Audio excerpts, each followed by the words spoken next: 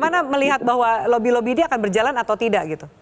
Yang sebetulnya kan ada koalisi administrasi, koalisi faktual. Yang disebutkan tadi oleh Pak Erlangga itu koalisi administrasi. Secara administratif, PDI, PKB, Nasdem itu masih bagian dari koalisi pemerintah. Secara faktual, yang enggak. Makanya mereka dorong angket kan, gitu loh kira-kira. Nah membacanya itu adalah dengan yang faktual itu. PDI merasa dia bukan lagi bagian dari pemerintah. Nasdem juga begitu, PKB juga begitu. Loh, bagaimana dengan menteri-menteri mereka yang masih ada di kabinet? Terserah presiden. Ya. Kalau presiden merasa bahwa... Di reshuffle saja. Kalau mau ya presiden yang reshuffle. Kenapa bukan partai-partai yang menarik? Sama aja dengan menyebut mengapa sih Pak Jokowi nggak mau keluar memberikan KTA-nya ke PDI Perjuangan? Kan nggak dukung calon presiden yang didukung oleh PDI Perjuangan. Yang main politiknya di Indonesia ya begitu. Long presidennya aja begitu, yang lain disuruh melakukan yang berbeda kan? Ya. Misalnya begitu. Bila suruh aja presiden serahkan sampai sekarang loh ya. Kan presiden belum ngasih KTA-nya kan? Belum. Padahal dia mendukung calon presiden yang lain, bukan calon presiden yang ia sendiri ikut serta dalam deklarasinya kan. Nah itu tuh. Yang kedua soal menang kalah atau gimana itu tadi gitu. Ya di dunia ini yang kalah itu yang menuntut keadilan. Oleh karena itulah dibentuk namanya Bawaslu, dibentuk namanya MK.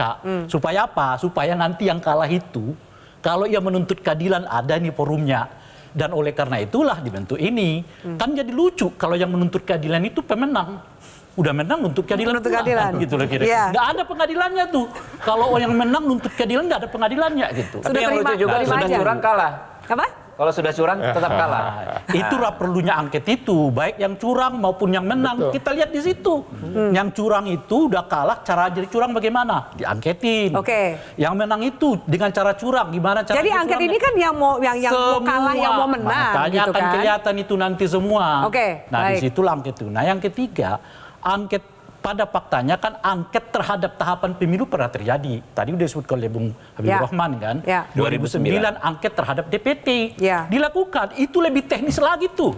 Karena yang diangket itu adalah berhubungan dengan daftar pemilih tetap. Nah cuman karena KPU-nya nggak bisa diangkat, lalu diangkatlah kasusnya oleh DPR, oleh Habibur Rahman.